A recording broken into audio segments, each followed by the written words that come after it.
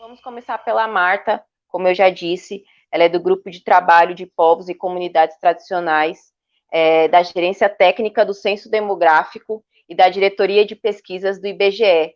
Muito obrigada, Marta, boa noite, obrigada pelo convite e se apresente, estamos aqui para ouvi-la. Eu que agradeço, Soto, pelo convite dos organizadores para o IBGE estar presente nesse seminário tão importante que está acontecendo já há alguns dias, né? É um prazer estar aqui, eu sou antropóloga, estou no IBGE desde 2012 e junto com o Fernando Damasco, que é geógrafo, a gente coordena o grupo de trabalho Povos e Comunidades Tradicionais do IBGE. Eu vou apresentar para vocês um pouco qual é o objetivo desse grupo, qual a missão desse grupo. A categoria que mais permanece, uma das que mais permanece, das que a gente vem discutindo ao longo desse seminário, é a categoria parda. Ela, em 1872, aparece como parda, em 1890, que é o censo pré-abolição da escravização, em 1890, ela já aparece como mestiça, já denotando toda a discussão da política de embranquecimento que estava posta, né? O censo antes da abolição e pós-abolição, ele tem esse objetivo de ver como a população que foi escravizada estava se movimentando depois nas categorias de cor ou raça e se a política de embranquecimento ia ser bem sucedida, né? Então, a categoria parda se transforma em mestiça de 72 para 90, e os censos que acontecem de 10 em 10 anos, só em 30 que a gente não tem censo, eles param de pesquisar o quesito de cor, sendo que em 1940 a ideia era que as pessoas se classificassem entre preta, branca e amarela, mas a quantidade de outras respostas que surgiram obrigou o Instituto, na altura, a retomar a categoria parda como uma parte das possibilidades de resposta. Né? Em 1950, pardo já está também nas opções de resposta, 60 e até hoje essa categoria continua entre as opções de resposta do quesito que hoje a sua cor ou raça é branca, preta, amarela, parda ou indígena. Né? É importante ver que isso é historicamente datado, eu não sei se vocês conseguem ler, mas eu vou ler para vocês. Em 91, a categorias de cor ou raça, elas se dividiam entre branca, preta, amarela, parda e indígena, e para branca e preta, eram pessoas que se enquadram como brancas, pessoas que se enquadram como pretas. Para amarelas, é pessoas que se enquadram como amarelas, mas com a ressalva que são pessoas de origem japonesa, chinesa, coreana ou outras regiões ali do entorno.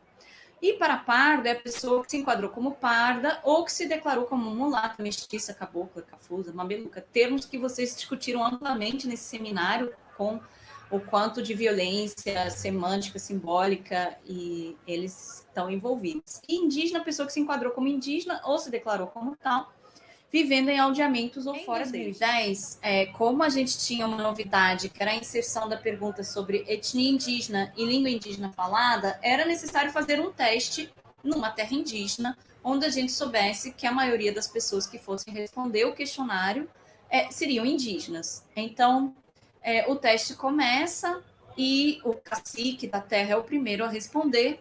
E quando o recenseador pergunta qual a sua cor ou raça, branca, preta, amarela, parda ou indígena, ele responde, eu não lembro se preto ou pardo, mas uma dessas categorias. E o recenseador faz o trabalho que nem o DMC manda, pula a resposta, pula a pergunta de etnia e de língua e fica todo mundo chocado, tipo assim, como assim? Você não fez a pergunta de etnia e língua, e o recenseador fala assim, não, mas o DMC não apresentou, ele falou que era outra cor ou raça que não indígena. Então, gerou toda uma discussão sobre essa falha da pergunta de cor ou raça para identificar a totalidade de indígenas residentes no país. Né? Então, e como contornar isso? Porque já estava na cara do censo, né? A gente não pode fazer muitas mudanças perto do censo, e ainda mais mudanças numa pergunta como cor ou raça, que é uma pergunta que é disputada por vários grupos, por vários movimentos, né? Vários movimentos disputam estatística oficial em cima dessas categorias. E as definições de 2010, vocês vão ver que em 2010 a categoria parda, que é alvo do seminário, ela foi sem a definição que ela tinha antes, por conta dos termos considerados violentos, simbolicamente, né, de estarem numa definição censitária do que é uma pessoa parda, do que pode ser, do que é considerado para o censo demográfico uma pessoa parda. Então, apenas as categorias amarelas e indígenas tinham uma definição um pouco mais elaborada, além do pessoa que se declarou dessa ou de outra forma. Particularmente, o quesito pardo, ele tinha as traduções mais complicadas, né? Pardo, porque não tinha uma cor associada diretamente a ele que tivesse na língua local. E em algumas línguas locais ele era traduzido como cor de morto, né? Então, era uma dificuldade muito grande para os intérpretes fazer essa tradução. Já no quesito se considera indígena, sim ou não, eles tinham mais facilidade, mesmo não existindo, às vezes, o termo indígena na língua indígena, eles traduziam pela etnia. Uma das questões que a gente tinha, que eu vou trazer muito rápido para vocês, que eu acho que eu jamais que estourei meu tempo, foi uma grande crítica que na região norte, principalmente no Amazonas, Manaus, era chocante a quantidade de indígenas em contexto urbano ser tão baixa em relação às expectativas. Então, a gente fez um trabalho diferenciado no estado do Amazonas, onde a gente tentou, em todas as grandes cidades da região norte, fazer um trabalho conjunto com as lideranças indígenas de mapear os domicílios onde os indígenas residem. Então, foi uma força-tarefa de alguns meses em que a unidade se dedicou a reunir com as lideranças, sair com os carros do IBGE e ir de casa em casa perguntar se a pessoa se considerava indígena para poder fazer um mapeamento. E esse trabalho ele foi importante não só para melhorar a base territorial, mas para entender algo que também já foi falado por muitos aqui, que quando o Estado chega na sua porta e pergunta, você é indígena? Muita gente não se classifica como indígena. As lideranças ficaram chocadas com o resultado, elas acompanharam o processo, elas falaram, aparente, você é indígena. E a pessoa fala, não. Então, a gente conseguiu mapear várias áreas onde vai abrir essa pergunta, se considera indígena, Manaus, Benjamin Constant, Novairão. A gente fez trabalhos similares em outras regiões do país. Parda é uma categoria associada à política de embranquecimento, à violência, à obrigação da mistura, né? À mestiçagem compulsória, de várias formas. Mas pardo também é uma categoria que vai sendo apropriada pelo movimento negro e que ganha outros significados.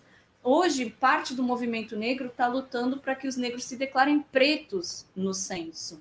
Está sensibilizando suas bases para que a declaração não seja de pardo, seja de preto. É um quesito muito difícil de movimentar e discutir, porque ao mesmo tempo que ele é carregado de uma história colonial, de apagamento, opressora, ele vem sendo usado pelos grupos etnicamente diferenciados para afirmar sua identidade.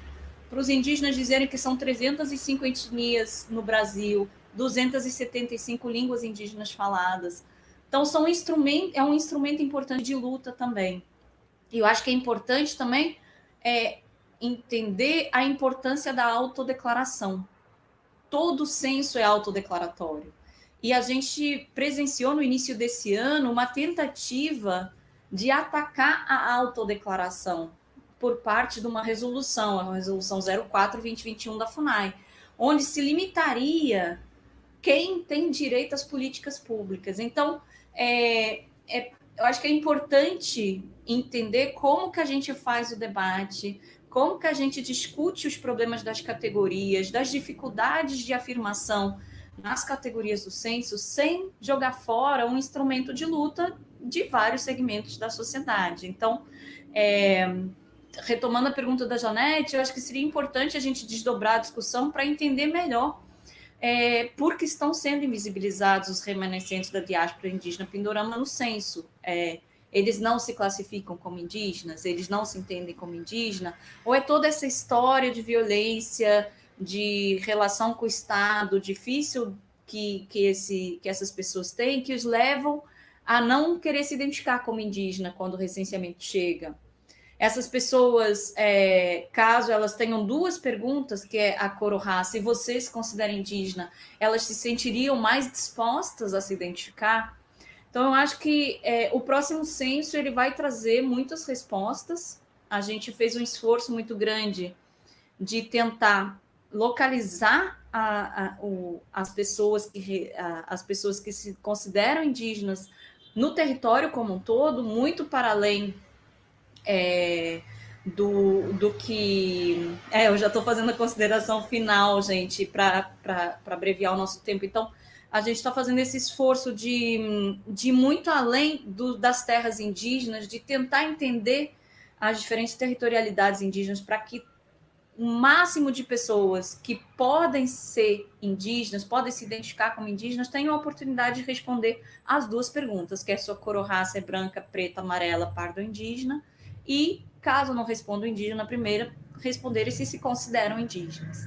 A gente viu pela nossa pesquisa de origens que 21% da população considera ter origens indígenas.